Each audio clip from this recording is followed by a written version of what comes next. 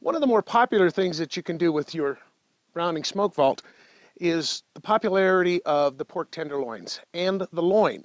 Now there is a difference. The tenderloin is a small strip of meat, usually packaged about 1 3/4 to 2 1/4 pounds. The loin itself is actually a different cut of meat. It's more of the entire backside area that comes off of the back of the pork. And obviously both pieces are very good. This recipe will work extremely well with either choice cut of meat. Now, start with the pork tenderloin. You're going to find that it's almost a bargain. Because of the way the pork industry has gone, this is the other white meat. They've come down in price, and it's excellent eating. We're going to show you how to be the king or the queen of making a pork tenderloin. All you got to do is, first off, make sure that it's defrosted. Bring it out of the package. First thing you want to do, even though it's a tender cut of meat, because of the marinade we're going to use, you're going to want to be able to stab it and just do it with a fork. Up one side, down the other, flip it over. No spices involved at this point. And all you're doing really is you're just making little entry holes so that your marinade is going to be able to get in and really permeate deep into the meat. Take your meat now, just simply set it aside. Now this is an apple bourbon flavored marinade. And again, it's real simple. No reason to have to dirty up a lot of dishes because your marinade and everything is going to soak right in here. Okay, what you're going to do first, any good old-fashioned bourbon, any type of Kentucky whiskey, whatever you like. This is going to be the essence of what your marinade starts with. Going to use about 1/2 cup.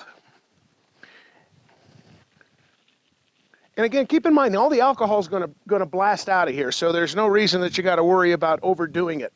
Your apple flavor now is going to come from either an apple cider or an apple juice. This is 100% apple juice. Again, about 1/2 cup.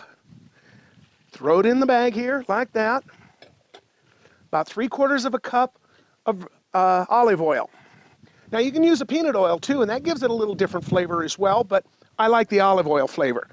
That's mixed in there as well. Start with your spices. You can kick it up a notch or two if you want to by adding some crushed red peppers. You don't have to overdo it simply because of the fact you're going to be using some of the high mountain seasonings as well. Regular old-fashioned molasses, full flavor molasses, couple of tablespoons. Again, just pour it in.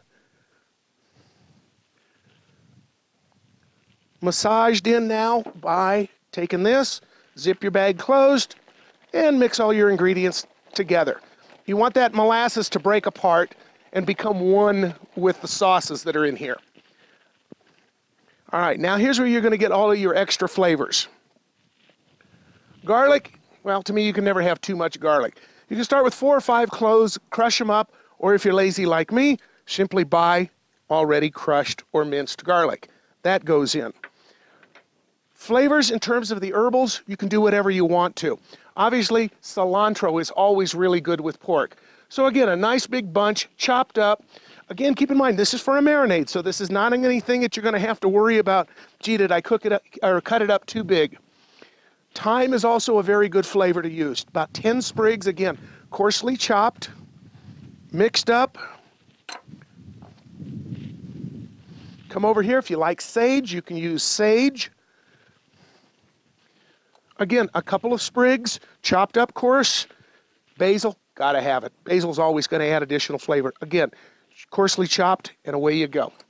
Now, again, mix and meld everything back in together.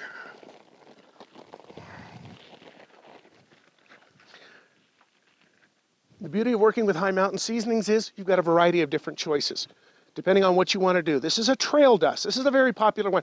Also really good on vegetables. Now, as you can see, it's got a high pepper content in it. Look for the red flakes on it. If you want to turn it down just a little bit, maybe go with a garlic pepper. Again, we haven't really added any salts to this at all, so any of these seasonings are good. Or if you want to, a traditional steak seasoning.